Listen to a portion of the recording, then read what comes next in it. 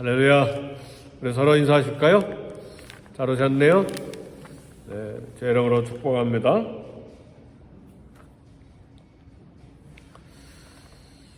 네, 사람은 아무리 똑똑해도 온전하지가 않기 때문에 실수할 수가 있습니다. 그렇죠? 말에도 실수가 많고 행동에도 실수가 많아요. 네, 실수할 가능성이 많은 인간이 바로 저와 여러분입니다. 사람이 살면서 원하지 아니하게 또 부지 중에 실수할 때가 있는데 그 실수 중에는 전혀 계획하지 않았는데 사람을 죽이는 그런 비극도 있습니다.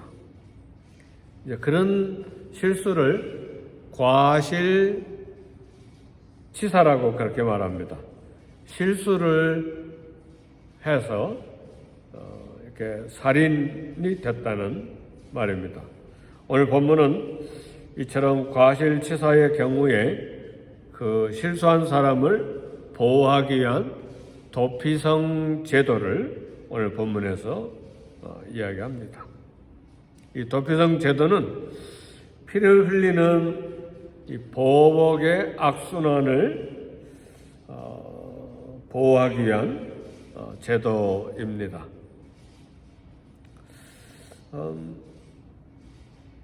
우리 구약 성경에 보면 야곱의 가족들이 삼촌 집에서 이제 나와서 가나안 땅으로 가는 길인데 셰겜성에서 원래 야곱 가족이 베델까지 가야 되는데 왜냐하면 야곱이 삼촌 집으로 형을 빼서 도망가면서 베델에서 하나님을 만나고 돌아오면 만일 안전하게 돌아오고 또 먹을 것도 주고 옷도 주시고 그렇게 돌아오면 제가 베델에 돌베개 베고 잤던 그곳에 또 주의 전을 세우고 또 11조를 드리고 하나님 앞에 감사하겠습니다. 네. 그래서 베델로 가야 되는데 베델로 가지 않고 무슨 생각이었는지 세겜성 근처에 살다가 딸 디나가 이렇게 세겜성 추장 아들에게 부끄러운 일을 당했습니다. 이때에 야곱의 12아들들 중에서 레위와 시몬이 세겜성 사람들을 다 죽였습니다. 남자들이라고는 다 죽였어요.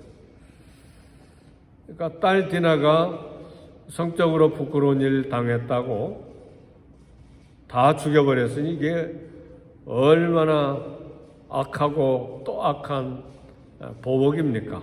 그렇죠? 우리 사람들은 이 보복 심리가 있어요.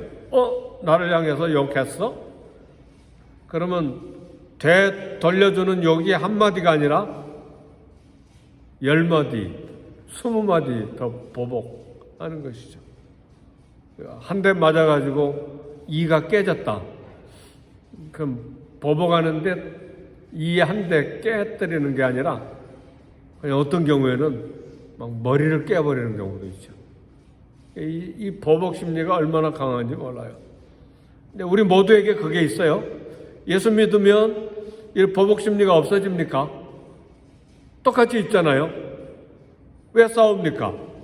보복하느니라 한마디 말 들었으니까 나도 공격하는 것이죠. 그게 우리 모두에게 있어요. 저에게도 있고. 그래서 이렇게 우리가 죄를 짓기도 하고 실수도 하기 때문에 우리 복음성에 보면 사랑받기 위해서 태어난 사람 뭐 그런 복음성 노래를 부르잖아요. 근데 가만히 생각해 보니까 저와 여러분들은 용서받기 위해서 태어난 사람들입니다. 아멘, 할렐루야. 실수를 너무 많이 하잖아요. 오해해서 실수도 하기도 하지만 의도적으로 악한 생각으로 막 그런 죄를 범하기도 하고 또 보복하기도 하고. 그래서 오늘 말씀은 결론은 그렇습니다. 용서받기 위해서 태어난 사람으로서 예수님을 믿고 용서를 받았잖아요. 그러면 우리는 어떤 사람이 돼야 됩니까? 용서하는 사람이 돼야 됩니다. 아멘, 할렐루야. 오늘 말씀의 핵심의 내용이 그거예요. 용서를 예수 그리스도의 피로, 대속의 피로 용서를 받았기 때문에 용서를 잘하는 사람이 돼야 됩니다. 이것이 성숙한 그리스도인이에요. 물론 하루 이틀 며칠 동안은 용서 못하고 씩씩거릴 수도 있고 막 화가 나서 어쩔 줄 모르는 그런 갈등의 시간도 있지만 결국은 용서해야 됩니다. 이 아침에 모든 용서하지 못한 사람 다 용서할 수 있기를 주의 이름으로 축복합니다. 네. 용서하지 못하면 우리 주기도문 가르치신 예수님께서 너희가 용서하지 못하면 하늘에 계신 아버지께서 너희 용서하지 않는다. 그리고 주기도문에 말씀했잖아요. 우리에게 죄진 자를 우리가 용서한 것 같이 우리 죄를 사하여 주옵소서. 그래서 소갈머리가 없고 씨알이 없는 간이 없는 사람처럼 쉽게 용서해주는 우리가 돼야 됩니다. 그 용서는 사실은 상대방을 위한 것이기도 하지만 나를 위한 것이기도 해요. 용서 못할 때 위장이 나빠지고, 용서 못할 때 기도가 막히고, 용서 못할 때 하나님 만나는 일이 쉽지가 않고, 용서 못할 때 성령의 충만을 받지 못하고, 용서 못할 때 평생에 그게 용서 못하는 미움과 증오가 나를 사로잡아서 나를 꼼짝하지 못하게 만들어요. 내가 포로가 된다 그 말이에요. 그래서 용서하는 그런 성도가 되어야 됩니다. 오늘 본문의 말씀 보니까 인간의 생명의 고귀성에 대해서 이야기하는데, 생명은 하나님께서 주신 것이므로 누구에게나 소중하죠. 네, 그래서 피를 흘리는 자는 피를 흘렸기 때문에 피 흘림을 당해야 됩니다. 다시 말하면 살인자는 반드시 죽임을 당해야 됩니다. 이것이 성경에 나타난 동해 복수법이라고 말해요. 동해, 같은, 이에는 이, 눈에는 눈, 뭐 이런 식으로 같은 손해, 상처, 그런 해 받는 보복법, 복수법이라고 하는데, 그러나 살인할 생각이 전혀 없었는데 실수로 살인하는 경우가 있어요.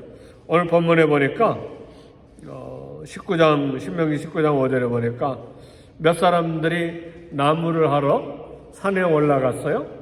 그래서 나무를 이제 베기 위해서 도끼를 들어서 탁 나무를 찍는데 그 도끼 머리, 날이 이렇게 빠져가지고 휙 날아가가지고 옆에 사람을 탁 쳐가지고 정통으로 머리 맞아가지고 죽는 경우가 있다 그 말이죠.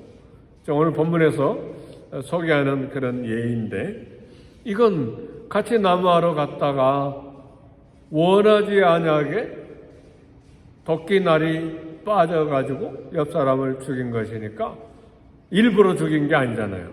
미워서 죽인 것도 아니고 우연히 맞아서 이제 그렇게 죽게 됐는데, 이런 경우에 그 사람이 도피성으로 도망가서 생명을 보존하게 했습니다. 그러지 않고 같이 나무하러 갔다가 우리 아들이 죽었네? 우리 아버지가 죽었네? 그러니까 막 그 죽은 사람의 가족이 막 벌떼처럼 일어나가지고 그 도끼날이 빠져가지고 실수로 죽인 사람을 죽일 뿐만 아니라 사람 원수 갚는 게 뭐죠? 막 배로 갚기를 원하잖아요. 그래서 막 야곱의 가족 시몬과 레이처럼 막 그 가족을 싸그리 다 죽여버리는 거예요. 사람 보복 심리가 그렇잖아요. 야곱의 아들들이 그랬잖아요. 12지파 중에 2지파가 그런 실수를 했죠. 그래서 나중에 야곱이 죽을 때에 기도할 때, 자식들을 위해서 기도할 때 시몬과 레이를 저주하는 기도를 하고 죽습니다. 다 흩어져서 적은 지파가 될 거라고 얘기했는데 실제로 시몬 지파가 굉장히 작아져 버렸어요. 유다 지파에 소속된 조그만 지파로 끊어버렸어요. 레이 지파는 그 대신 살아났는데 하나님의 집을 섬기는 지파가 돼서 겨우 살아났죠. 이처럼 하나님께서 무조건 이방 사람들 미워하시는 게 아닙니다. 하나님께서 다 이유가 있고 법이 있고 원리가 있는 거예요. 그래서 야곱의 2 아들 레이와 시몬을 그렇게 다루게 되신 것이죠. 그래서 이 덮이성으로 피해서 도망가도록 고의가 아니라 실수로 이렇게 살인된 경우에 덮이성을 잘 닦아라 그랬어요. 어떻게 잘 닦는가? 조금 더 연구해 보면 덮이성은 가장 도망가기 쉬운, 빨리 도망가기 쉬운 그런 길을 만들도록 했습니다. 그래서 도로 폭이 14m나 되게 했습니다. 14m. 그리고 1년에 한 번씩 도로를 다 닦는데 비가 와서 패였거나 바위가 있거나 돌이 있거나 그런 거 다 정리해서 도망가다가 바위에 부딪혀가지고 넘어지거나 잡혀버리거나 그러면 안 되니까 다 치우게 하고 그래서 매년 도로를 정비하고 그 다음에 덮이성이 어딘지 모를 수도 있잖아요. 그러니까 덮이성이라고 편말을 다 붙여가지고 이렇게 잘 도망가도록 해서 과실치사자를 생명을 보호를 하게 했습니다. 그래서 어느 것이든지 재빨리 피할 수 있도록 죽은 자의 친족 보호복에서 보호하는 제도가 덮이성 제도입니다. 근데 아무나 덮이성 살인죄를 지은 모든 사람들이 다 덮이성에 가서 살 수 있는 게 아닙니다. 도망간 우연히 실수로 살인해서 도망간 이 사람은 덮이성으로 도망가서 자기가 어떤 이유로 이렇게 실수로 사람을 죽이게 되는지 상황을 덮이성 장로들에게 다 설명해야 했습니다. 그래서 그 설명이 잘 설득이 되면 덮이성에 살았는데 설득이 안 되면 덮이성에 있는 사람들이 그 사람을 다시 쫓아서 자기가 살던 곳으로 가게 해서 피 흘린 죄를 책임지도록 했습니다. 그러니까 덮이성에 머물 이유는 인정이 돼야 돼요. 자기 실수가 설득이 돼야 됩니다. 그리고 이제 설득이 되면 그곳에서 당시의 대제사장이 죽을 때까지 살 수 있었습니다. 그리고 이제 대제사장이 죽은 다음에는 다시 고향으로 돌아가서 가족과 함께 살 수 있었어요. 대제사장이 죽기 전에 덮이성을 나오면 원수가 와서 죽여도 상관이 없었어요. 네, 대제사장의 죽음은 우리 그리스도의 죽음의 모형이 됩니다. 그래서 이 덮이성은 우리 그리스도를 예표합니다. 덮이성은 우리 죄를 대속하시고 죄인들을 사랑에 품에 안으시는 예수 그리스도를 예표합니다. 죄로 죽어야 했던 우리, 죄로 죽어야 되는 인간, 오늘 저와 여러분들이 다 죄로 죽었던 사람들이죠. 사망의 사람들이죠. 네, 우리 예수님께 피할 때에 구원을 얻는다 그 말이에요. 구원을 받고 죄 용서받고 예수님 품 안에서 살 수 있는 거예요. 할렐루야. 그래서 어떤 죄를 지었든지 간에 예수님께 피하면 그 피로 용서받는 거예요. 살인죄, 어떤 죄든지 간에. 왜 그렇습니까? 내가 죽어야 되는데 그 도피성으로 피한 사람이 살 수 있었던 것처럼 예수님이 대신 피 흘리고 죽으신 것이죠. 피 흘린 자는 반드시 피 흘림으로 죽임을 받아야 되는데 우리는 죄인이지만 예수님이 내 대신 피를 흘려 죽으신 것이죠.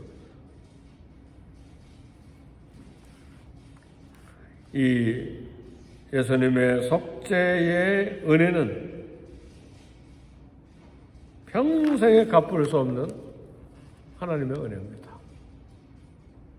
모든 죄에 대해서 우리 주님이 품어 주시니까요. 주님께 나오는데 아무 걸림돌이 없죠. 도피성으로 재빨리 도망가도록 길을 닦고 넓게 만들어 주시고 그리고 그 안에 들어가면 보호가 이루어진 것처럼 그렇죠? 예수님 품 안에 피하면 되는 것이죠. 너무 쉽죠. 그 길로 달려가는 게 주 예수를 믿어라. 그리하면 너와 내 집이 구원을 얻으리라. 진실로 진실로 내게 이르노니 믿는 자는 영생을 얻었나니 내 말을 듣고 나 보내신 이를 믿는 자는 영생을 얻었고 심판에 이르지 아니하느니 사망에서 생명으로 옮겼느니라. 이게 도피성 길이 잘 닦여져 있는 거예요. 하나님께서 그 길을 만들어서 저와 여러분에게 주신 것입니다. 로마서 8장 9절의 말씀 보니까 내가 만일 내 입으로 예수를 주로 시인하며 또 하나님께서 그를 죽은 자 가운데서 살린 것을 내 마음에 믿으면 구원을 받으리라. 이 길이 너무 쉬운 거예요. 내가 지은 죄 매를 10대라도 맞고 구원받으면 좀 내 속도 좀 편할 텐데 하나님 그걸 요구하지 아니하시고 그냥 믿어라. 왜냐하면 수천 년간 죄 지은 자 이에는 이, 눈에는 눈 막 그렇게 동해 보복법 복수법으로 구약이 왔잖아요. 율법이 그랬잖아요. 율법이 다 막 죽고 벌받게 하고 그러는데 그것이 죄를 씻을 수 있는 것이 못되는 불완전한 것이 됐기 때문에 아들 예수님 내가 받아야 될 모든 죄를 예수님이 대신 받으시고 피 흘려 죽으시도록 하시고 그분을 믿도록 한 것이 오늘 복음입니다. 한 불쌍한 과실치사한 살인자를 위해 도피성을 마련하신 하나님, 범죄한 모든 인류를 위해 영원한 도피성인 예수 그리스도를 우리에게 주셨습니다. 그래서 개인이 살고 사회가 살고 인류가 사는 유일한 길은 예수 그리스도이십니다. 그래서 요한복음 17장 3절에 영생은 유일하신 참 하나님과 그의 보내신 자 예수 그리스도를 아는 것이라 그랬습니다. 그런즉 누구든지 그리스도 안에 있으면 결코 정죄함이 없나니. 그러니까 예수님 안에 늘 있어야 됩니다. 어느 순간에도 매 순간 예수님 안에 있어야 됩니다. 이 복음이 너무나 귀에 많이 들려왔고 너무나 익숙해져 가지고 우리의 감동이 적어요. 그래서 성령으로 말미암은 은혜가 우리에게 늘 있도록 기도해야 될 뿐만 아니라 뭘 생각해야 되냐면 내가 용서받았는데 나는 용서하지 못하고 사는 악한 죄가 우리에게 또 있다 그 말이에요. 그렇죠? 안 그래요? 나는 모든 사람 다 용서했습니다. 할렐루야. 그렇게 살기를 바라요. 용서하지 못해가지고 부모와 자식이 평생 안 만나는 사람도 있고, 형제와 형제가 평생 안 만나고 사는 사람도 있고, 친척끼리도 평생 안 만나고 사는 사람도 있고, 그러면서 악하게 살잖아요. 아직 그리스도의 십자가 피를 우리가 다 이해 못하고 심장으로 그렇게 은혜로 받지 못한 연약함이 우리에게 있는 것이죠. 이 새벽에 용서받기 위해서 태어난 저와 여러분, 용서받기 위해서 용서받으신 줄 믿으시기를 제 이름으로 축복합니다. 우리 주님이 아무것도 책하지 아니하시고 무조건 용서해 주신 우리 주님. 그래서 가늠하다 현장에 잡힌 여인도 나도 너를 정죄하지 아니하노니 너 가서 다시 죄짓지 말라. 삭개오도 그냥 그 악독한 세관원인데 용서하시잖아요. 베드로도 3번씩이나 예수님 모른다고 저주하고 맹세하면서 부인했는데 갈릴리까지 찾아가셔서 내가 나를 사랑하느냐 내 양을 치라. 한마디도 정죄하시는 말씀 안 하시고 용서하시잖아요. 이게 예수님의 용서예요. 오늘 저와 여러분들이 지은 죄대로 다 죄책을 물으셨다면 지금 이렇게 호흡하고 살지 못해요. 이 죄 지었으면 매 한 대, 저 죄 지었으면 다리 한 번 부러지고, 저 죄 지었으면 눈 다치게 하고, 저 죄 지었으면 내장이 썩고. 우리 하나님 그렇게 하시지 않으셨잖아요. 예수 그리스도의 피로 그냥 다 용서해 주신 것이죠. 아멘, 할렐루야. 그래서 이 사랑받은 십자가의 은혜에 대해서 사랑할 뿐만 아니라 하나님 용서하는 사람이 되게 해주세요. 평생에 사는 동안에 용서하면서 사는 사람이 되게 해주세요. 하나님 이 땅에 용서하기 어려운 그런 어려운 일들을 우리가 많이 만나면서 여기까지 살아왔잖아요. 또 앞으로도 그럴 것이고, 그래서 하나님 말씀 따라 예수 그리스도의 은혜를 따라 우리 주님처럼 용서하는 일에 익숙한 우리가 되게 해주세요. 우리가 그런 용서를 받았기 때문에 그렇게 용서하면서 오늘도 하루를 결단하며 살기를 제 이름으로 축복합니다. 기도하겠습니다. 기도하실 때에 하나님 아버지 성령의 충만을 주시고 말씀 충만 주시고 은혜 충만 주시고 십자가 은혜를 온 영혼으로 체험하게 하사 사랑과 용서하는 일에 익숙한 하나님의 사람이 되게 해주세요. 우리 용서하시고 또 결단하시고 또 교회 부흥을 위해서 우리 함께 기도하시고 또 부족한 담임 목사를 위해서 기도하시기를 바랍니다.